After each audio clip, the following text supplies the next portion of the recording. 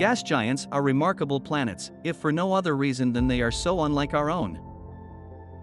But their name is misleading. Most of the matter in gas giants is not in gaseous form. Owing to the immense temperatures and pressures seen within these stellar monstrosities, most matter exists as neither liquid nor gas, but as a supercritical fluid, which shares the properties of both. The two gas giants in our solar system, Jupiter and Saturn, are both visible with the naked eye.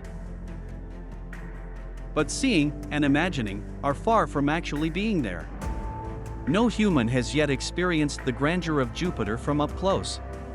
The Galileo spacecraft is one of the few man-made objects to have touched the Jovian atmosphere. On September 21, 2003, it plunged into the planet at a speed of 30 miles per second, never to be heard from again. What happened to Galileo? Did it disintegrate? Is its wreckage floating in Jupiter's supercritical atmosphere? In response to the question, could you stand on a gas planet or would you fall to the center, user Astromite23 described what it would be like, as a human, to fall through Jupiter's atmosphere. You start falling through the high, white ammonia clouds starting at 0.5 atmospheres, where the sun is still visible. It's very cold here, minus 150 C. Your rate of descent is roughly 2.5x that of Earth, since gravity is much stronger on Jupiter. You emerge out the bottom of the cloud deck somewhere near the atmosphere. It's still somewhat bright, with sunlight filtering through the ammonia clouds much like an overcast day on Earth. Below, you see the second cloud deck made of roiling brown ammonium hydrosulfide, starting about 2 atmospheres. As you fall through the bottom of this second cloud deck, it's now quite dark, but warming up as the pressure increases. Beneath you are white water clouds forming towering thunderstorms, with the darkness punctuated by bright flashes of lightning starting somewhere around 5 atmospheres. As you pass through this third and final cloud deck, it's now finally warmed up to room temperature, if only the pressure weren't starting to crush you. Emerging out the bottom, the pressure is now intense, and it's starting to get quite warm, and there's nothing but the dark abyss of ever-denser hydrogen gas beneath you. You fall through this abyss for a very, very long time. You eventually start to notice that the atmosphere has become thick enough that you can swim through it. It's not quite liquid, not quite gas, but a supercritical fluid that shares properties of each. Your body would naturally stop falling and settle out somewhere at this level, where your density and the atmosphere's density are equal. However, you've brought your heavy boots and continue your descent. After a very, very long time of falling through ever greater pressure and heat, there's no longer complete darkness. The atmosphere is now warm enough that it begins to glow red-hot at first, then yellow-hot, and finally white-hot. You're now 30% of the way down, and have just hit the metallic region at 2 million atmospheres of pressure. Still glowing white-hot, hydrogen has become so dense as to become a liquid metal.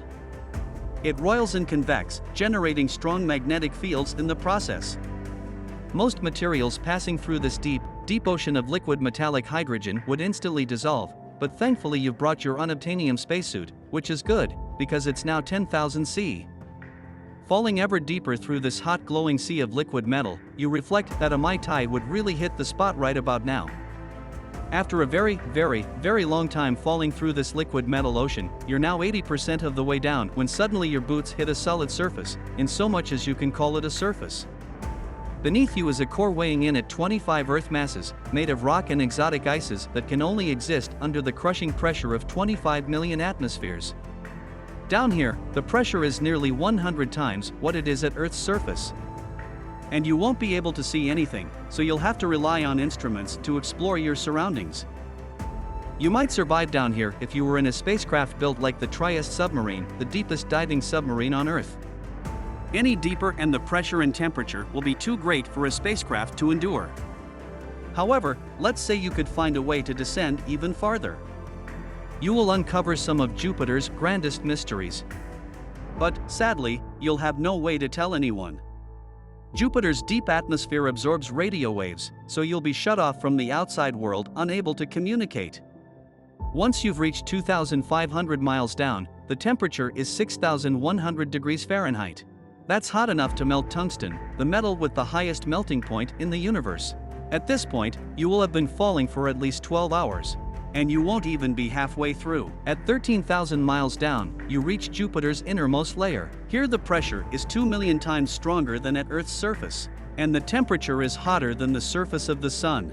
These conditions are so extreme they change the chemistry of the hydrogen around you. Hydrogen molecules are forced so close together that their electrons break loose, forming an unusual substance called metallic hydrogen. Metallic hydrogen is highly reflective.